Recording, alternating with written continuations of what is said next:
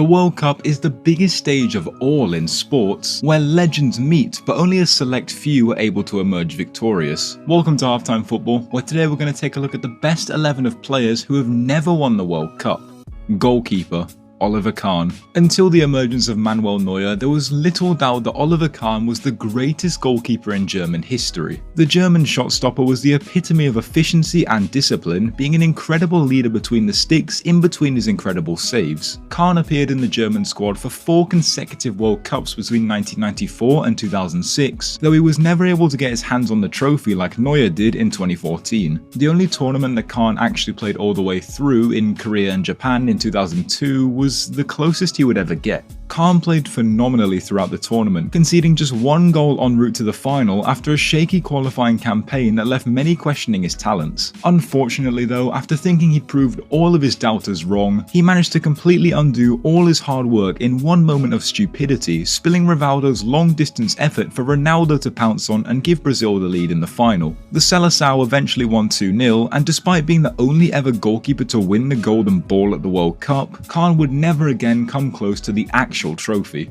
Left back: Giacinto Facchetti. Italian fullback Giacinto Facchetti was ahead of his time, exciting fans with both attacking runs and an unbelievable technical skill set. However, despite emerging victorious in Euro 68, Facchetti was never able to get his hands on the World Cup. The left back appeared in 3 tournaments between 1966 and 1974, failing to get out the group stage on his first and last attempts, but in between that, his Italian side went on an exceptional run. Facchetti earned his place in the All-Star team in 1970 as he dominated right wingers on the way to the final. However, when he got there, he unfortunately ended up facing arguably the greatest ever national team of all time, 1970s Brazil. Jairzinho didn't give him an easy time whatsoever, and the rest of his Brazilian teammates ran riot as they destroyed the Azzurri 4-1. Facchetti earned cult status at Inter Milan, but his World Cup runs, or lack thereof, left a lot to be desired in his career.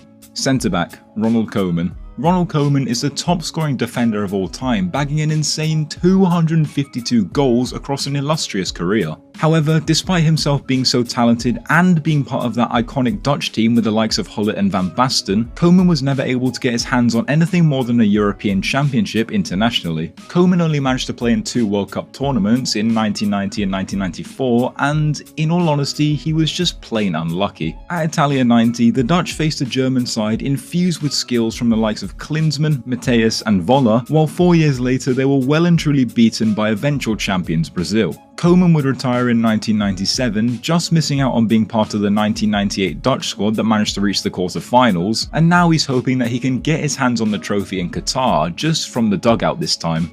Centre back: Paolo Maldini. Away from his actual footballing abilities, Paolo Maldini is mostly praised for his longevity above all else, so it comes as a major shock that arguably the greatest defender of all time never won the World Cup. Nevertheless, Maldini appeared at 4 World Cups, with his first being on home soil in 1990, where Italy lost in the semi-finals, and they went one further 4 years later, losing the final to Brazil on penalties thanks to Roberto Baggio seemingly wanting to take out an alien. Italy were then shoddy across their next 2 World Cup campaigns in 1998 and 2002, and Maldini elected to retire from international football long before he would retire from club football, which proved to be a fatal mistake. He denied a call-up for the 2006 World Cup from manager Marcello Lippi, and Italy ran out winners in that tournament as they beat the French on penalties. A very small stain on Maldini's otherwise insurmountable CV.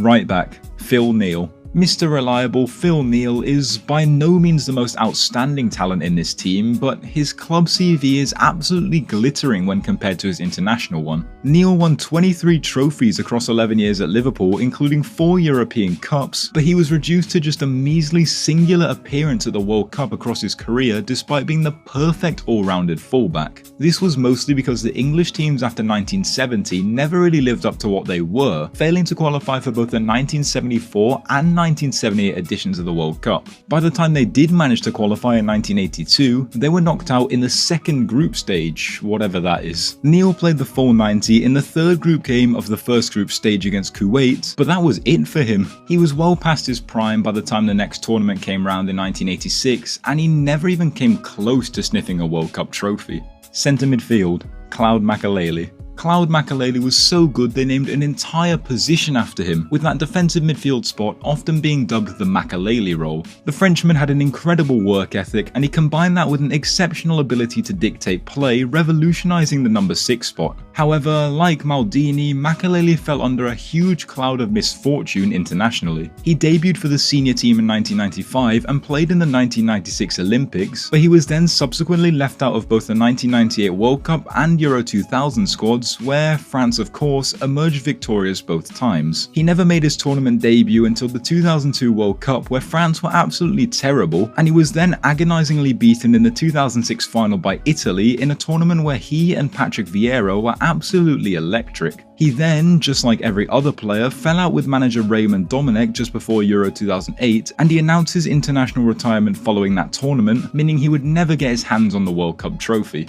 Centre midfield, Zico. Zico spearheaded a Brazilian generation that followed on from the years of Pelé, Garinca and Jairzinho, which was by no means an easy feat. The midfield dynamo possessed pace, power and mesmerizing ability on the ball in the heart of a Brazilian team featuring the likes of Socrates, Rivellino and Falcao, yet this side somehow never won a World Cup. Zico's first tournament in 1978 was the closest they ever got, ending up winning the 3rd place playoff against Italy after they didn't finish high enough in the second group stage to enter the final. Seriously? Anyway, they were once more eliminated at the second group stage phase in 1982 after a disappointing defeat to Italy, despite Zico being absolutely electric at the tournament, and by 1986 he was way over the hill. Zico's last dance with Brazil ended at the quarter-final stage, which sounds far more normal than second group stage, and Brazil's 4th highest ever goal scorer was unable to capture what previous Brazilian sides romped to so easily.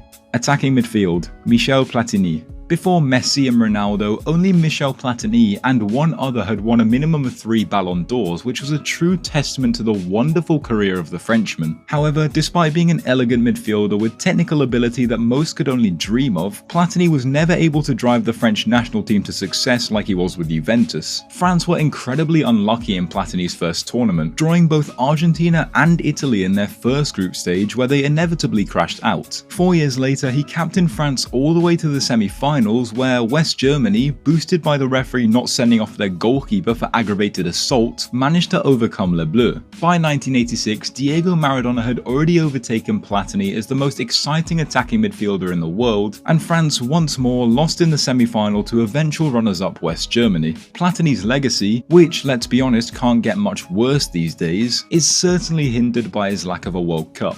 Left wing, Cristiano Ronaldo. Now on to our first of 2 very obvious inclusions who could still win it all in Qatar this year. It's Cristiano Ronaldo. Until recently, Ronaldo's goal poaching ability was second to none, and his hard work and determination made him the greatest player in the world at one point. However, between 2006 and 2018, where Ronaldo's played 4 consecutive World Cups, he's been let down by that lack of quality in his teammates that could have taken him to the next level. In 2006, Ronaldo ended up crying after Portugal lost their semi-final to France in what was a lovely case of karma after the Wayne Rooney incident the game before, and then 2010 was nothing to write home about. A couple more average campaigns followed either side of their Euro 2016 triumph, and Portugal's furthest World Cup progression since 2006 has only been to the round of 16. Nowadays, however, Ronaldo has a plethora of world-class players around him while not being too incredible himself, so it will certainly be interesting to see what happens in Qatar.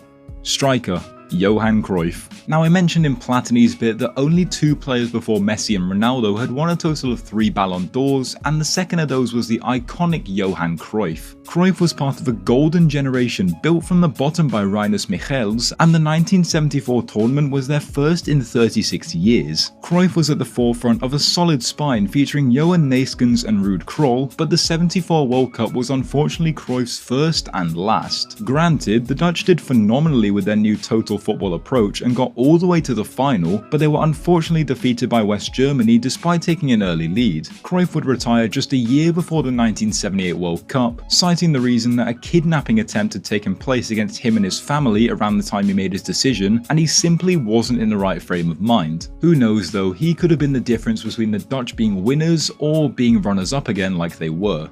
Right wing, Lionel Messi. Now, for probably the greatest player in this list, it's none other than Lionel Messi. The Argentine wizard has dribbling ability that has never been seen since his predecessor Maradona, but his ridiculous left foot and playmaking qualities put him a level above. Messi saw most of the 2006 World Cup from the bench as Argentina lost out to Germany in the quarter-finals, though 4 years later, under Maradona's guidance, they were eliminated at the exact same stage by the exact same opponent. Messi began to come into his own under Alejandro Sabella though, and won the Golden Ball in the 2014 tournament, though once more they lost to Germany, only it was far more harrowing because it was the final. If only that free kick went in. Argentina were defeated in a rollercoaster game by France 4 years later, where Messi was largely criticised for being a passenger, but he's since dusted himself off and took his country to a Copa America title in 2021. Who knows, this could be the perfect momentum boost for a flying World Cup campaign in Qatar. For now though, both the modern day greats have never got their hands near the trophy.